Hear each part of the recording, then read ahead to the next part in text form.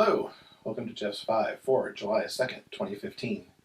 It's the All Marriage Equality edition this week as we kind of talk about the Supreme Court decision that came out last Friday. So here we go.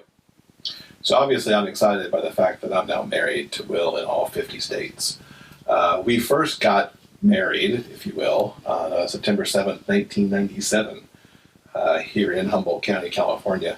Obviously not a legal marriage, but we had our relationship witnessed before a number of our friends and family in a theater down in Ferndale where we first met. It wasn't until October 19th of 2011 that we actually became legally married within the state of New York and the other states at the time that were legal. It was easy for us to come back to California last year because California also had legal marriage and recognized our marriage. It certainly kept us from moving to certain places. There was a time that we actually considered going to Alabama because after my mom passed in 2013, there was a house there that was free and clear that we could have taken over. But we weren't going to move to a place where our marriage wasn't legal. It's nice that that's over now and that we really could move around, although it's kind of heartbreaking to know, at least as I'm recording this, which is on Wednesday morning, so yesterday, that Tuscaloosa County in Alabama is not issuing marriage licenses and is not supporting the ruling, and I believe may not be issuing marriage licenses of any kind in some sort of perhaps protest or legal issue around getting the marriages going. So there are still problems, even though technically it is the law of the land now.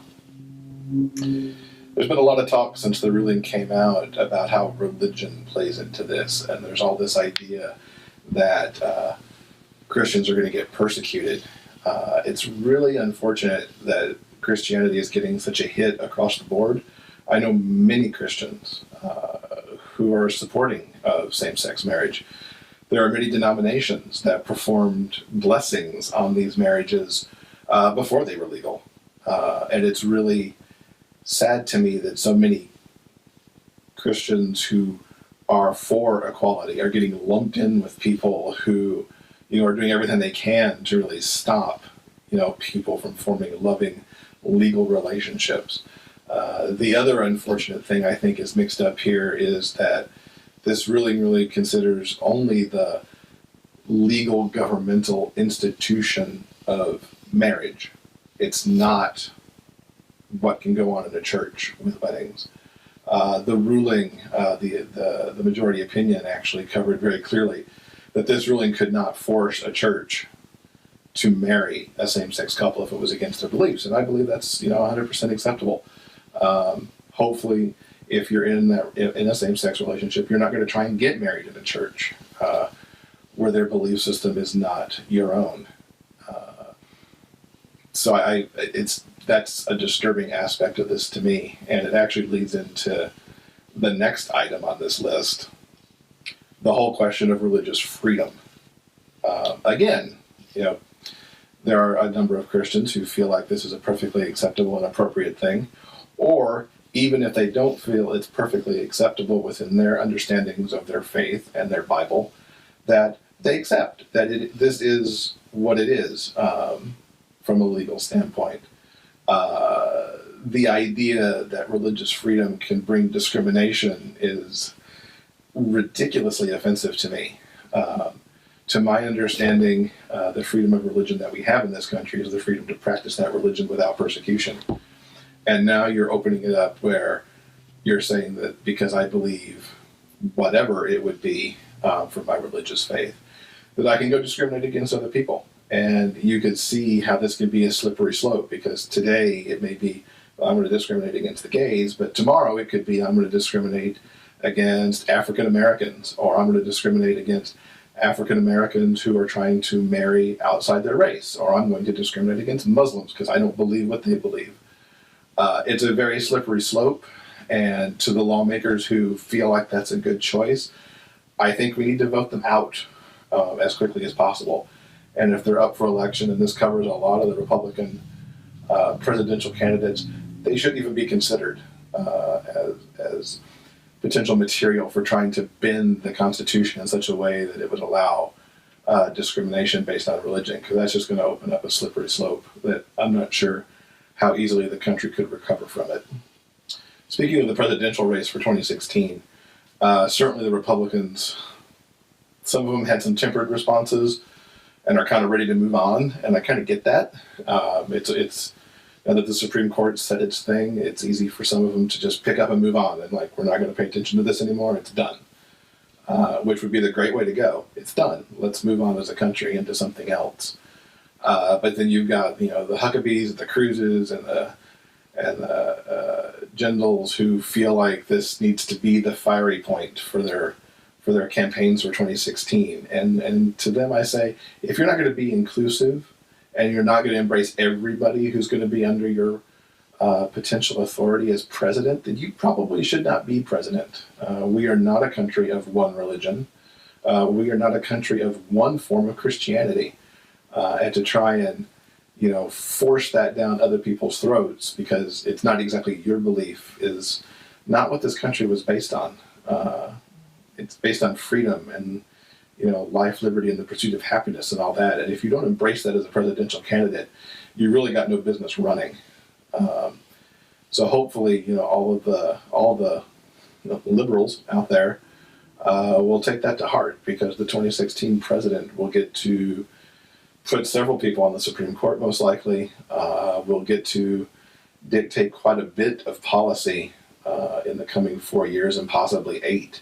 And as a country, we need to be very careful about who we're going to pick as president to make sure that we don't get into some kind of problem that could make life really difficult here for people who just want to live their lives.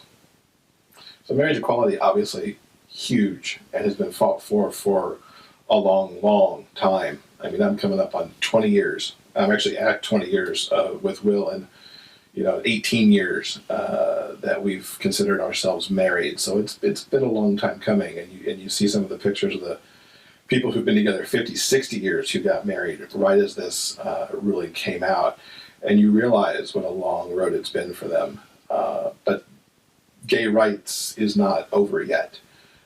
We still have a huge issue with LGBT homeless youth that needs to be addressed. You still have, I think it's somewhere between, 17 and 20 states where you could be fired for being gay or be denied housing for being gay or any number of other things that you can just, not be able to live your life. You could be married, but you could be fired. And that really needs to be addressed.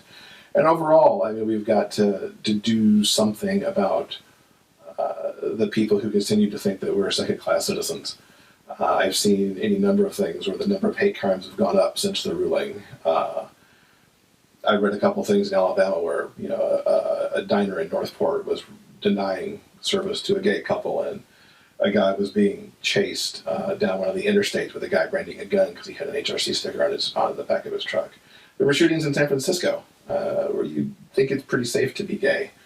And I really think a lot of that, comes back to our politicians and to certain members of the clergy who feel like it's their responsibility to make gay people into second-class citizens and to like the scourge that is in this country. And I think we all need to rise up and tell them to stop, uniformly, that they need to, take responsibility for their words, realizing how they're inciting other people to do things they shouldn't do.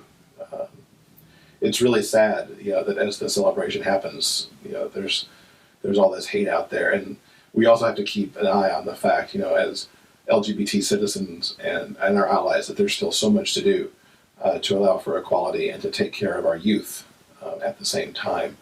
So hopefully, while we celebrate and everything kind of hopefully calms down from the ruling as a whole, we're able to move forward with some of these other things. So that's the 5 for this week. Hopefully you didn't mind that I got a little political and current event oriented, but I really felt like I needed to take, these 5 or 6 minutes to really put that out there and stand up and make a statement for how I felt about the week and the aftermath of the ruling as well. We'll be back next week with another episode. As I record this, I don't think I've got many links to put onto this one, but if there are links, you can find them at the bottom of the video as well as at the bottom of the blog if you're reading it over there. And I will see you back here next Thursday for another episode.